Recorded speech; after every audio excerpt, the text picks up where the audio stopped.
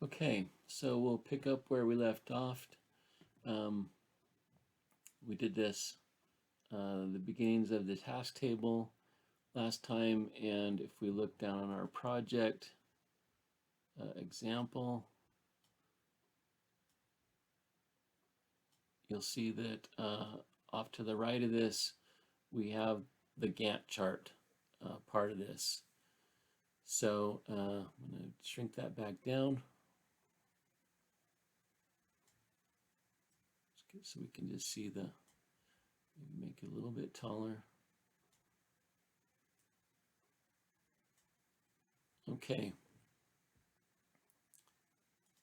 So we're going to scroll to the right a little bit here so we can see what we're working with. So here we're on row 17 and this is column W and we have a date right there. So I'm going to go to W17 and just for convenience right now, I'm going to use a formula to put in today's date.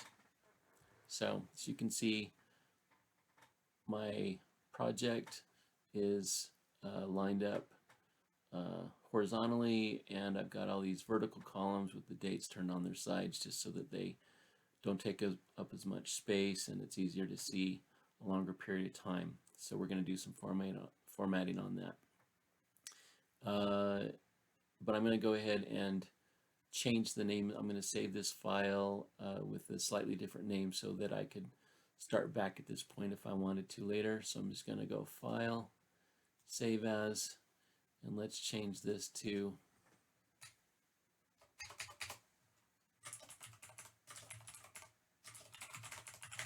Gantt chart formatting. Hit Save. Okay.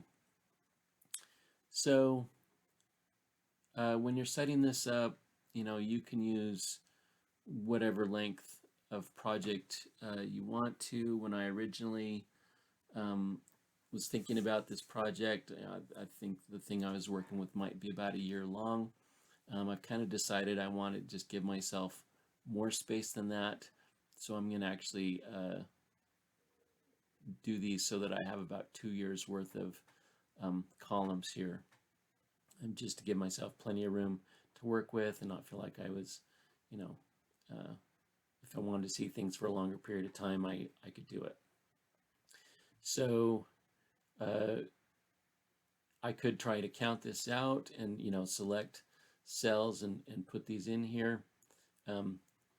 If I was going to do the next date, I could just use a formula equals the previous date plus 1, and you'll see that gives me the next day, and I could copy this formula out, but that's going to be pretty hard to eyeball and pretty hard to guess.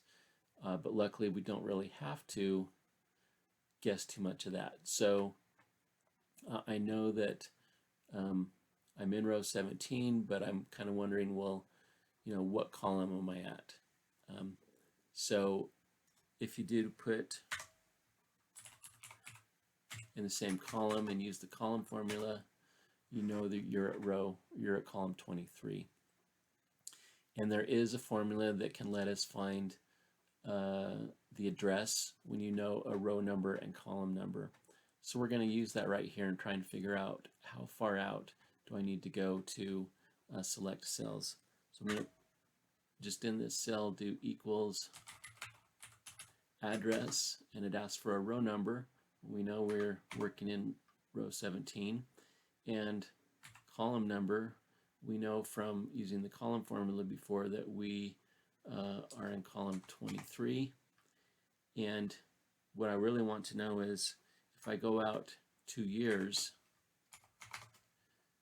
what's the address going to be? So I'm just going to put in, make myself be really lazy and just put in plus 365 twice so I can go out that far and not do any math. And you'll see that it gives me the address I'm going to go to as ABY17.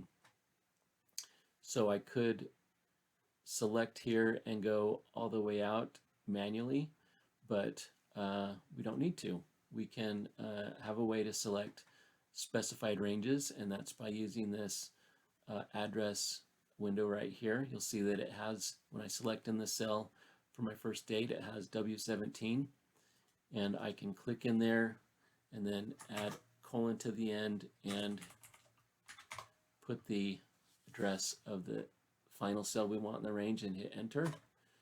And now you'll notice that I have a range selected. If I scrolled all the way out, you would see that this selection goes out to the place that I want it.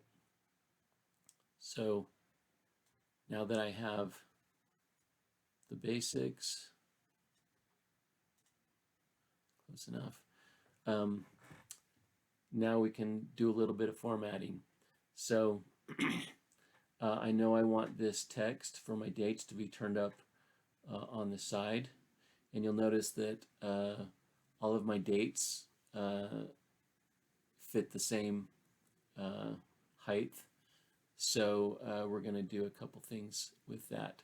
So if we go right click on that and go to Format Cells, we can pick the alignment, and we can change our text orientation to 90 degrees. And under font, I used what's called a monospace font, and that's going to be called Lucida Console.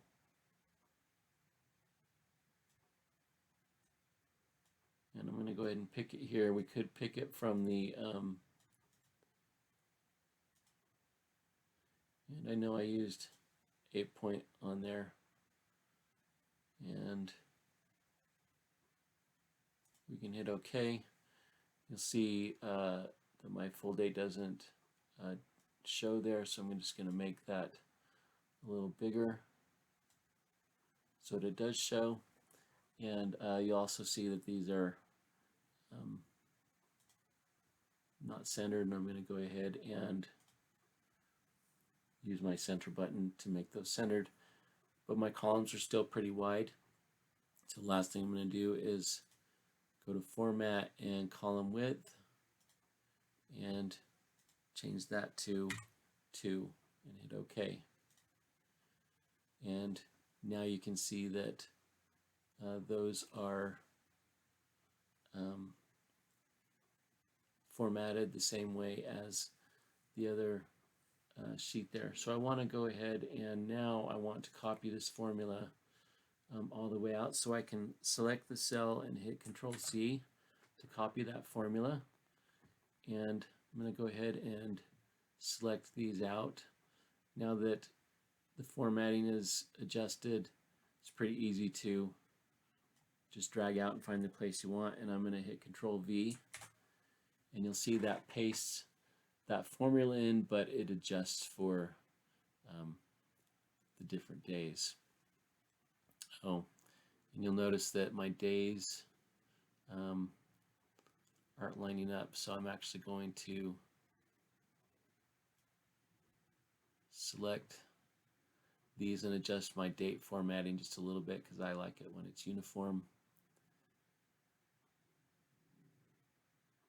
Let's go back into right click and Format Cells, and if we go to number, you'll see it has date, but I want to select, I want to specify this format where it has the day, month that's in text, and year.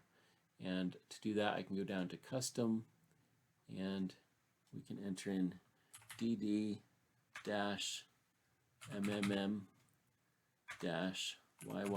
And you'll see it gives me a sample, and it's formatted that way. So we can hit OK.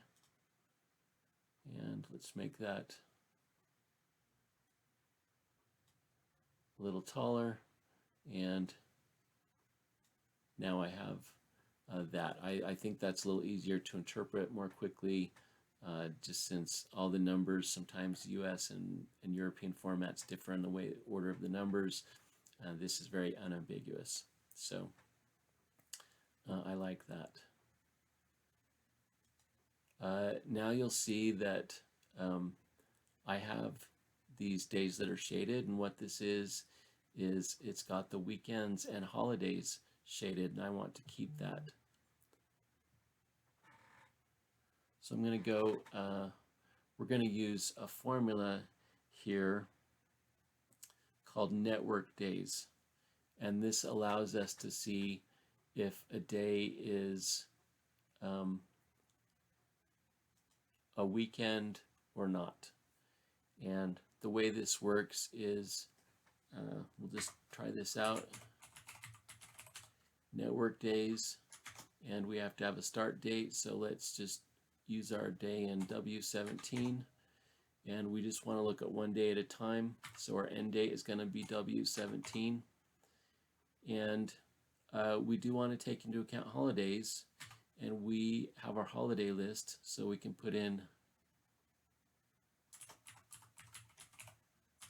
holidays list and hit parentheses. And what this will do is, if a day is a work day, a weekday, then it's going to give us a 1. If it is a weekend or a holiday, it's going to give us a 0. So now we just want to demonstrate this with some color and not just a number 1 or 0. So we're going to use some conditional formatting for that. So I'm going to go again, select my first cell, and let's again do colon ABY 17 and hit enter. Now I have all of my cells selected. We're going to go to conditional formatting and new rule and use a formula to determine which cells to format, and this formula is going to be equal to network days W17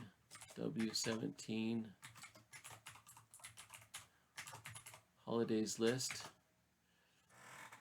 and we need to set a format. So if I click on format and fill, and I want that shaded color, let's hit OK, and hopefully if I did this OK, it's going to shade it. And if we hit OK, and oh, I know what I missed. So go to conditional formatting, manage rules, because I have a rule that I selected. If I select that rule and hit edit rule, what I want is the days that equal 0. Easy to miss some stuff like that. So the ones where the network days equals 0, I want to be shaded. Let's hit OK and hit OK, and still didn't work. Let's double check one more time. Colon ABY 17, conditional formatting, manage rules.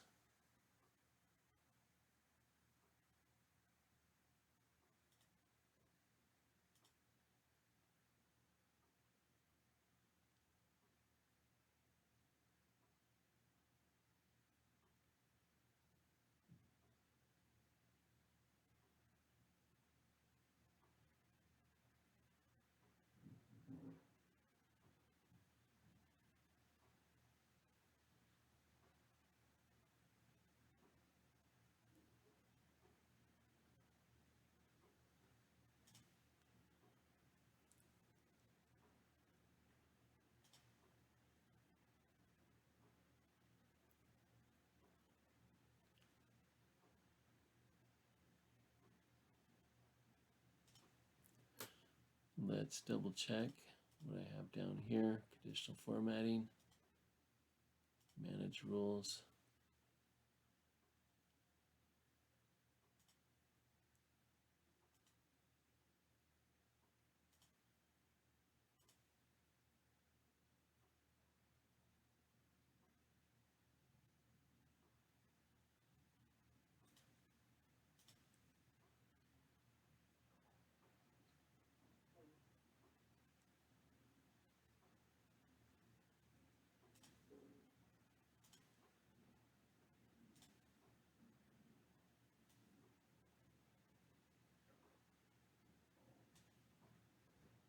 let's go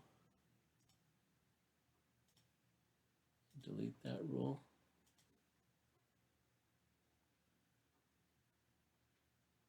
And let's go back to conditional formatting.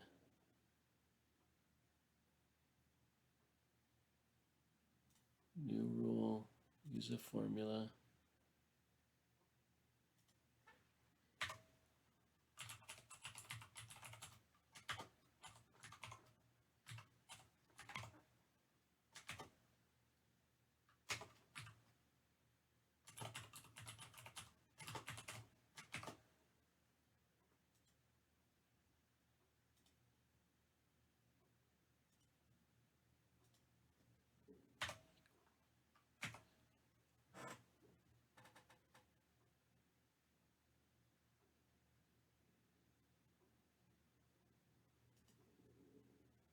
Okay, so not sure why that didn't update, but when in doubt, delete it and try again.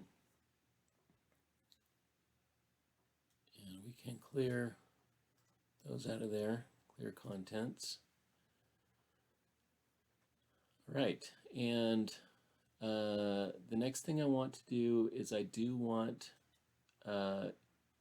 today's date to be highlighted with this little yellow pattern. So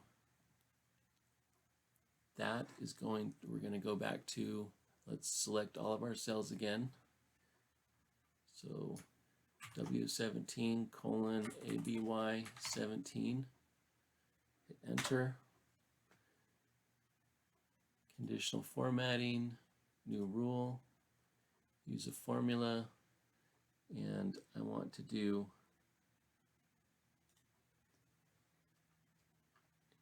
equals W17 equals today, and the format I'm going to set is we can pick a pattern instead of a full fill, and I'm going to pick this golden color, or pattern color, and a pattern style is these vertical stripes. Let's hit OK and hit OK, and you'll see today's date is formatted with that color.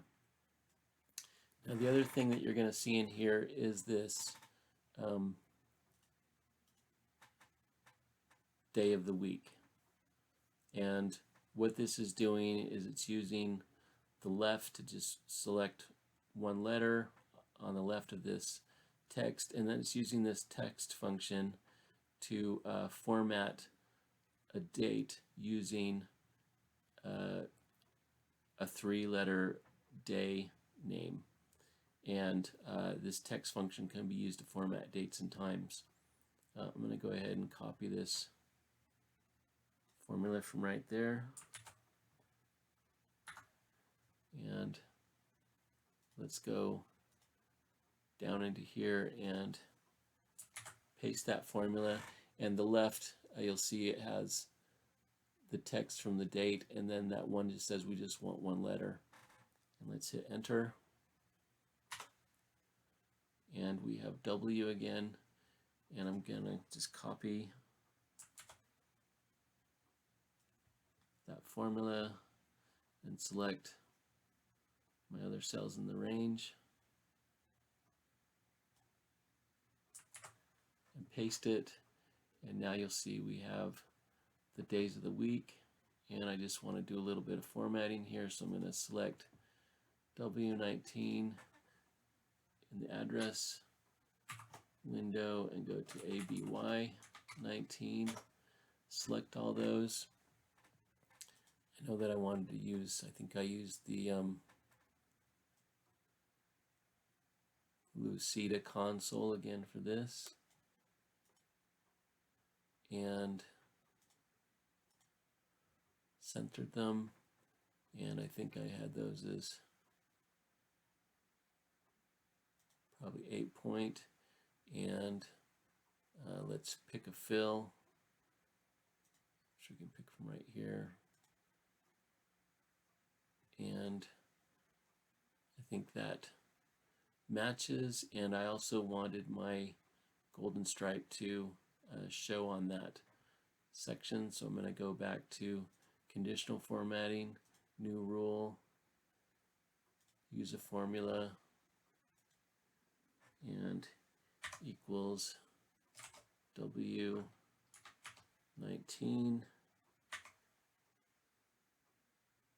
equals today. Set the format to the golden color and a vertical stripe. Let's hit OK. Oh.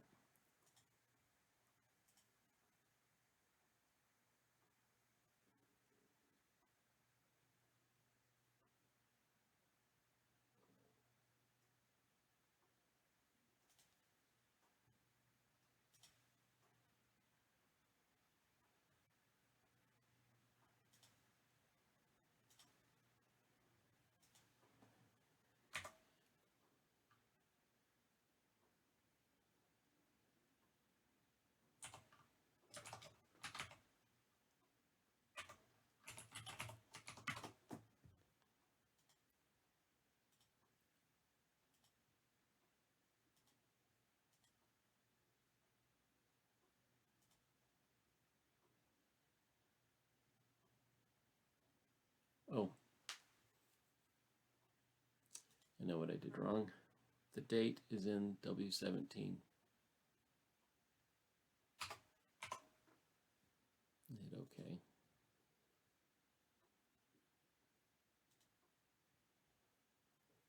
All right. So that gives us our formatting there and there. We have our days of the week and our holidays and weekends. Let's see, the SNES or Saturday and Sunday match up. So I think that's a good place to stop for this, and I'll see you on the next one. Save your work.